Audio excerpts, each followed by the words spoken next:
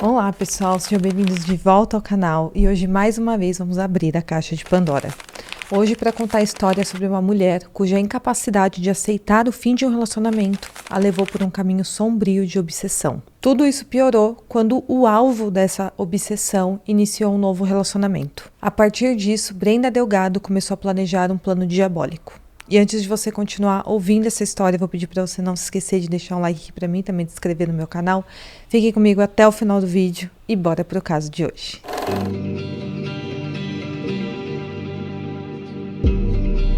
Kendra Kay Hatcher nasceu dia 3 de fevereiro de 1980 em Pleasant Plains, Springfield, em Illinois. Ela foi descrita como uma pessoa gentil, simpática, de coração generoso e sendo muito religiosa, indo sempre aos domingos à igreja com a sua família. A Kendra gostava de ajudar o próximo da melhor maneira possível e desde muito nova ela sempre esteve envolvida com trabalho voluntário, principalmente os trabalhos ligados à sua igreja. Por diversas vezes ela viajou para outros países para ajudar na construção de novas igrejas e também para fazer parte de grupos de estudos bíblicos, principalmente quando era algo relacionado a crianças carentes. A Kendra então terminou o colegial e depois ela foi para a faculdade e se formou em literatura espanhola pela Universidade de DePaul. E logo em seguida ela começou sua segunda graduação na área de odontologia na Universidade de Kentucky, com especialização em odontopediatria. Ela era membro também da fraternidade Kappa Alpha. Após terminar a sua segunda faculdade, ela continuou com seus trabalhos voluntários e ela chegou a viajar para o Equador logo depois de se formar para fazer tratamento odontológico para crianças carentes. Enquanto a Kendra estava no colegial, ela deu início a um relacionamento e acabou se casando com esse rapaz. Mas eles eram muito novos nessa época e conforme o tempo foi passando e eles foram amadurecendo com a idade, eles perceberam que o casamento não daria certo. O relacionamento durou um tempo e assim que ela voltou do Equador, o casamento deles chegou ao fim.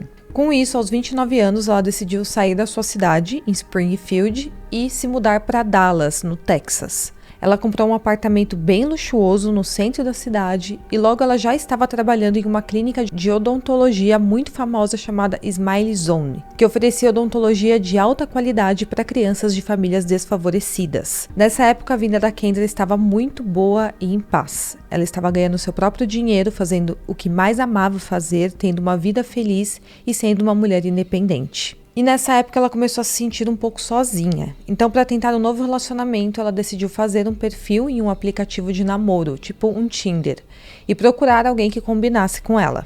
Pouco tempo depois, através desse aplicativo, a Kendra conheceu um homem chamado Ricardo Paniagua, conhecido como Rick, e ele tinha 38 anos nessa época. Falando um pouco sobre a infância do Rick, ele tinha sido criado em um trailer na zona rural no norte da Califórnia e depois do colégio ele frequentou a faculdade de medicina da Universidade de Stanford. E na época que ele conheceu a Kendra, ele estava concluindo sua residência em dermatologia na Southwestern Medical Center da Universidade do Texas. Ela logo se interessou por ele e ele por ela, então eles deram um match. E não demorou muito para eles firmarem um relacionamento. E eles aparentavam ser um casal muito feliz. A Kendra gostava muito de postar seu dia a dia nas suas redes sociais, principalmente no Facebook, que ela usava muito nessa época, e ela tinha o seu perfil aberto, onde todo mundo podia ver suas publicações. E ela sempre escrevia sobre novidades, postava fotos com o Rick, fazia declarações e contava os planos que os dois tinham para o futuro.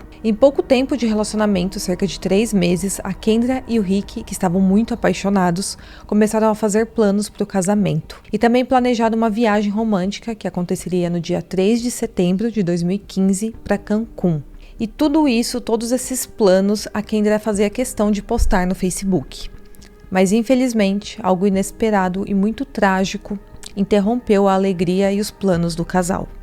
No dia 2 de setembro de 2015, apenas um dia antes daquela viagem romântica, a Kendra chegou do seu trabalho por volta das 7 horas da noite e estacionou seu carro no estacionamento do prédio super luxuoso que ela morava, que era no edifício Gables Park 17. Ela desceu do carro e enquanto caminhava para pegar o elevador para ir até o seu apartamento, um homem a surpreendeu e deu um tiro em sua nuca.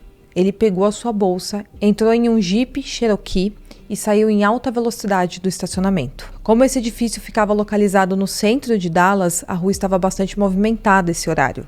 Então muita gente ouviu o tiro e viu esse Jeep saindo do estacionamento em alta velocidade. As pessoas que estavam ao redor foram até a Kendra ver o que tinha acontecido e nesse momento ela já estava caída no chão e logo alguém pediu o resgate e acionaram a polícia. Porém, quando os paramédicos chegaram, já era tarde demais. Ela tinha morrido instantaneamente com o tiro. Uma observação muito importante a ser feita aqui é que nas imagens que circulam sobre o estacionamento desse prédio onde a Kendra morava, é possível notar que o portão desse estacionamento está sempre aberto e parecia não ter nenhum tipo de segurança ou porteiro no local.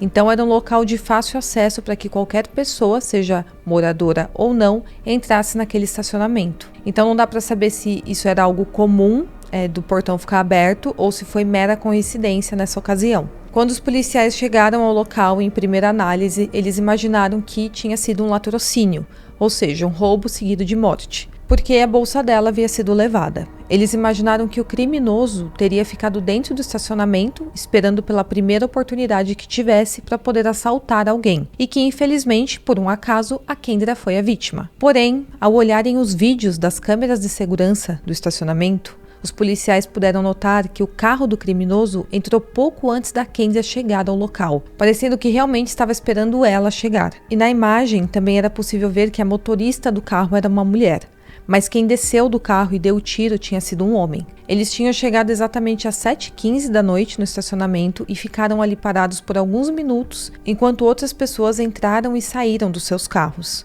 Então, os criminosos poderiam ter escolhido outras vítimas, que chegaram e saíram do estacionamento antes da Kendra. Quando o carro da Kendra chegou, era às 7h40 da noite. Ela então estacionou e na imagem é possível ver que o criminoso vai diretamente até ela e atira. Pega a bolsa dela, volta para o Jeep e vai embora. Isso demonstrava que, na verdade, os criminosos estavam esperando especificamente pela Kendra chegar. Imediatamente, os policiais pensaram que então não se tratava de um latrocínio, e sim que tinha mais alguma coisa por trás dos acontecimentos, e que possivelmente o roubo da bolsa tinha sido apenas para tentar despistar os policiais. O que parecia, na verdade, era que tinha sido uma execução. O detetive da polícia de Dallas, chamado Eric Barnes, disse que não tinha dúvidas de que aquele indivíduo estava esperando especificamente pela Kendra, porque assim que ela chegou, ele já começou a agir. No local do crime foram encontrados fragmentos de bala e também um carregador de arma perto do corpo. Sua bolsa tinha sido roubada, mas estranhamente o seu celular tinha sido deixado para trás. Segundo o perito Abel Santiago, o ferimento de entrada da bala estava na parte superior da cabeça da Kendra e saiu pelo seu queixo. E os resíduos de pólvora encontrados sugerem que ela estava com as mãos para cima e na parte de trás da cabeça no momento em que ela foi baleada. Então a polícia de Dallas pegou todas aquelas imagens das câmeras de segurança onde aparece o carro do criminoso e divulgou na imprensa, na tentativa de alguém identificar o carro ou então as pessoas que estavam dentro do carro, que dava para ver pelas imagens das câmeras de segurança. 2 dias depois, um homem chamado José Luiz Ortiz entrou em contato com os investigadores, dizendo que o carro era dele. Mas ele informou que não tinha nada a ver com o crime, porque ele tinha emprestado o seu carro para uma amiga dele chamada Brenda Delgado. Em depoimento mais tarde, ele informou que a Brenda tinha ameaçado entregar ele para a polícia para ele ser deportado caso ele não emprestasse o carro dele para ela. Ela também se ofereceu a pagar a pintura do carro de outra cor, caso ele emprestasse o carro para ela. Ele também informou que na hora do crime ele estava com a Brenda em um restaurante chamado Chile e que 2 amigos dela, que ele não conhecia e também não sabia os nomes, saíram com seu carro e voltaram pouco tempo depois. Com isso, a Brenda Delgado foi chamada pela polícia para prestar esclarecimentos. E no primeiro interrogatório, ao ser questionada sobre a Kendra, ela respondeu: "Eu nunca a vi, eu não a conheço e nem sei quem é." E ela apresentou como álibi o recibo do restaurante Chile, que ela estava no momento do crime.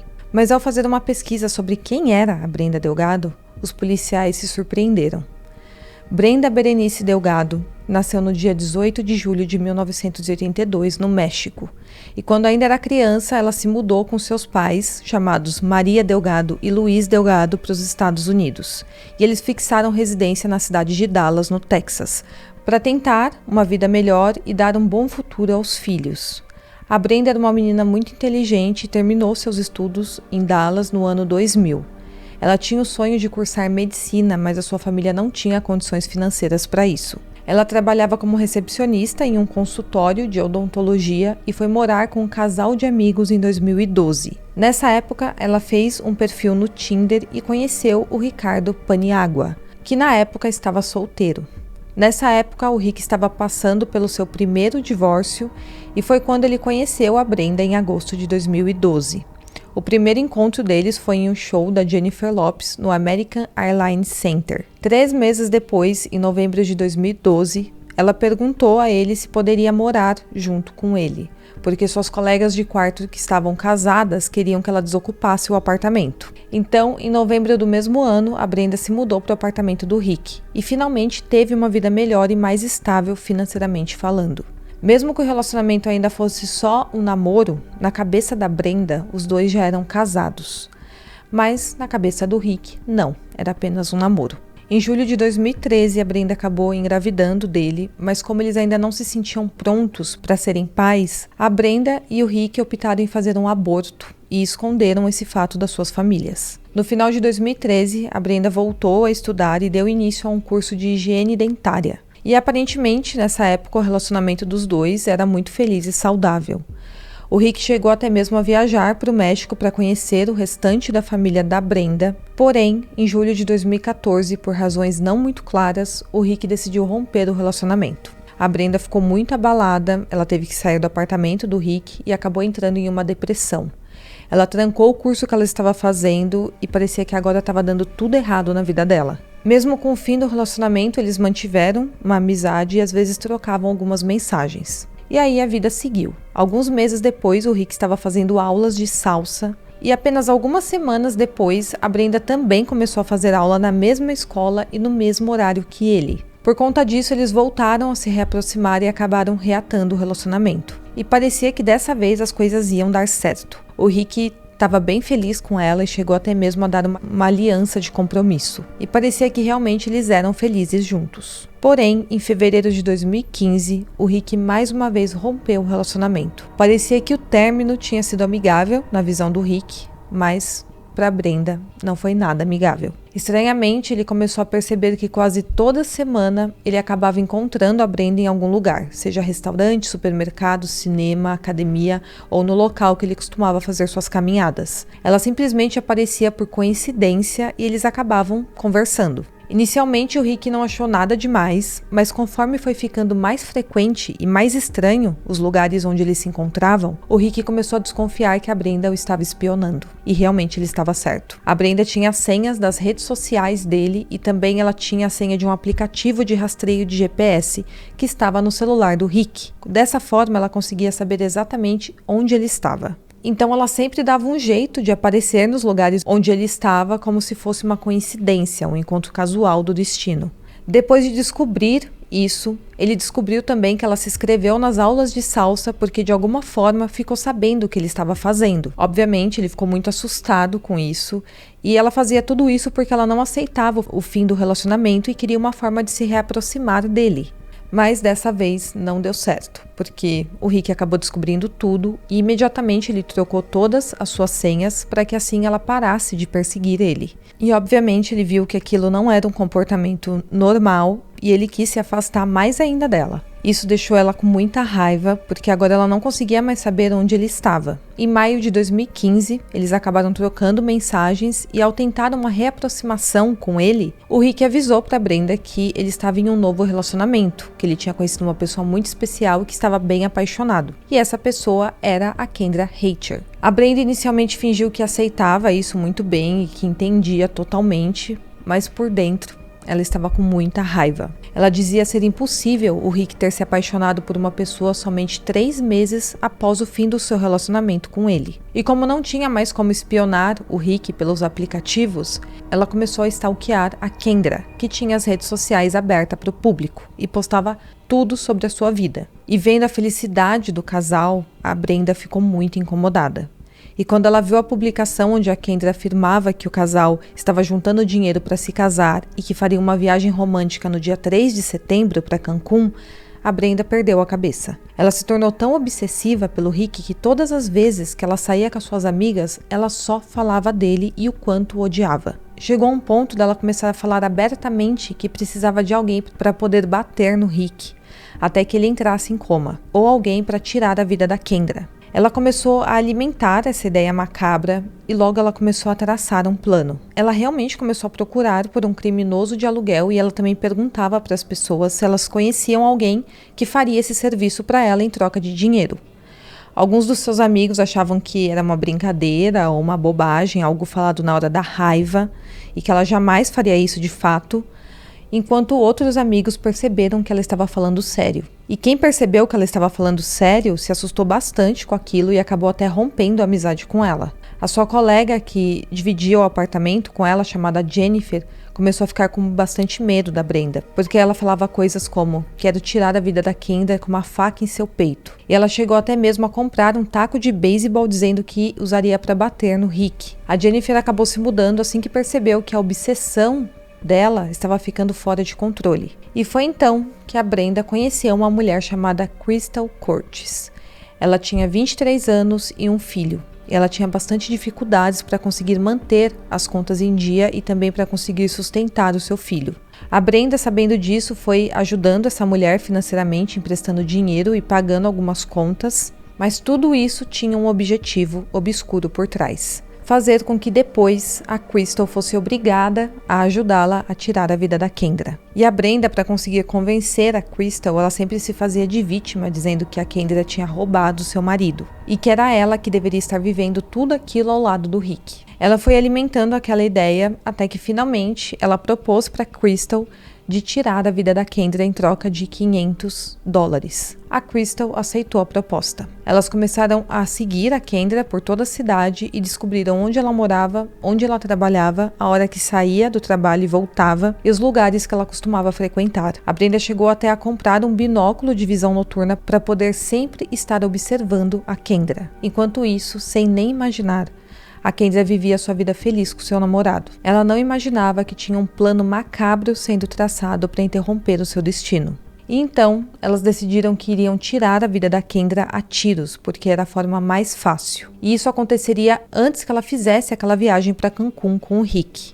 Porém, tinha um problema nesse plano. Nenhuma das duas sabia atirar e também nenhuma das duas tinha uma arma. Então, novamente, a Brenda começou a procurar por um criminoso de aluguel. E um dia, conversando com um vizinho da Crystal, ele disse que conhecia um homem que faria esse serviço e que já tinha feito isso antes. Esse homem era o Christopher Love, de 31 anos. A Brenda então acabou se encontrando com ele e propôs pagar $3.000 e uma quantidade de drogas em troca dos seus serviços. O Christopher aceitou e então os três começaram a planejar como tudo seria feito. Todas essas informações a polícia conseguiu conforme vasculhava informações sobre a Brenda Delgado, analisando seu telefone celular e também conversando com seus amigos e vendo seus históricos. Ao descobrirem toda essa obsessão que ela tinha pelo Rick, os policiais tinham certeza que ela estava envolvida no crime.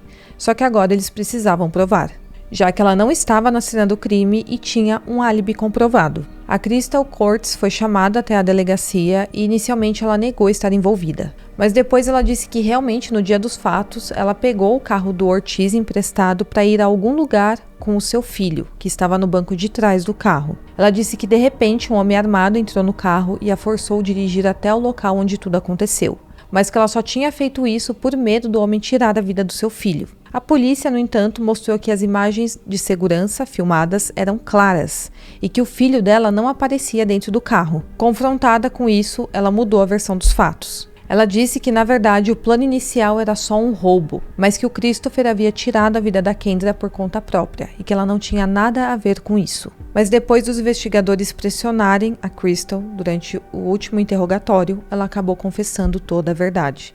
E ela contou todo esse plano macabro que ela traçou junto com a Brenda. Mas agora os policiais precisavam descobrir quem era aquele homem que tinha atirado na Kendra. Era o Christopher Love, só que até então a polícia não tinha a identidade dele. A Crystal disse aos investigadores que o nome dele era Lamar e que ele tinha um carro da marca Chrysler da cor azul. E ela deu aos investigadores o número do telefone dele.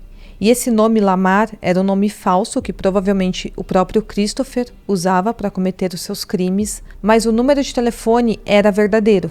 e com isso os investigadores conseguiram rastrear o seu endereço, que ficava também na cidade de Dallas. Ao chegarem ao local, eles encontraram um carro Chrysler azul estacionado na frente da casa, que era o mesmo carro que a Crystal havia dito que ele tinha. O carro pertencia ao Christopher Love e em 30 de setembro de 2015 ele foi preso através de um mandado de prisão que já havia sido emitido em outra ocasião por outro crime que ele cometeu em Memphis, mas que ainda estava pendente. Então os policiais aproveitaram esse mandado de prisão para prender ele. Dentro do seu carro, as autoridades encontraram uma arma escondida em um compartimento lateral e os testes de balística revelaram que era a arma que tinha sido usada para atirar na Kendra. Em seu interrogatório, Christopher Love também acabou confessando que realmente participou do crime, mas que toda a ideia tinha partido da Brenda Delgado e que ela havia dito a ele que estava ligada a cartéis de drogas do México e que pagaria em dinheiro e também em drogas pelo crime. Segundo eles, a Brenda queria que tudo ocorresse no dia 2 de setembro para acabar com a viagem romântica do casal. A Brenda, além disso, sabia que seria muito óbvio para a polícia se ela estivesse na cena do crime. Então ela mandou a Crystal e o Christopher para fazer o serviço sujo, enquanto ela ficaria em um lugar público para tentar ter um álibi consistente. E que tudo deveria parecer um latrocínio. Então no dia combinado, ela pegou o carro emprestado com o José Ortiz e ficou com ele no restaurante Chile, enquanto a Crystal e o Christopher foram até o estacionamento do apartamento da Kendra e ficaram do outro lado da rua do estacionamento até dar o horário que ela voltaria do seu serviço, que era por volta das 7 horas da noite. Eles então entraram no estacionamento e esperaram por ela, e quando ela chegou, o Christopher saiu do carro e a executou. Ele pegou sua bolsa para parecer um roubo e eles fugiram com o carro. Eles planejaram tudo, só que eles não contavam que o local tinha câmeras de segurança. E durante o interrogatório da Crystal, antes dela confessar o crime, a Brenda havia sido solta por falta de provas. E antes que eles pudessem prendê-la novamente, ela acabou fugindo. Por causa disso, ela foi colocada na lista dos 10 mais procurados pelo FBI e uma recompensa de $100 mil foi oferecida por qualquer informação que levasse ela para a prisão. Como ela tinha dupla cidadania, ela acabou indo para o México, que era o país onde ela nasceu, e ela ficou durante 6 meses lá, até que finalmente ela foi encontrada em abril de 2016. E como no México a pena de morte não é permitida, os Estados Unidos tiveram que fazer um acordo para extraditar a Brenda.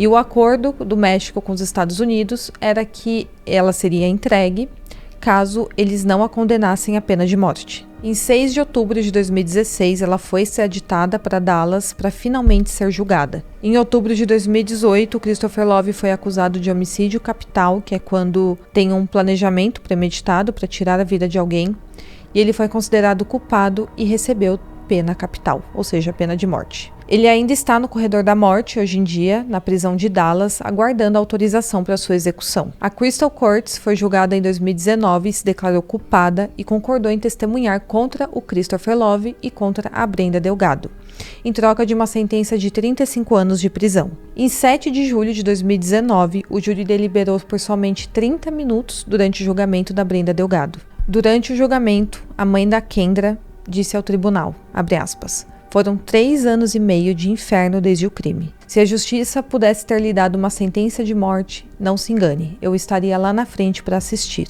Você, Brenda Delgado, é a raiz de todo o mal. Você e as outras 2 pessoas que levou consigo em seu caminho de destruição. Você nunca poderia ser a mulher que minha filha Kendra foi.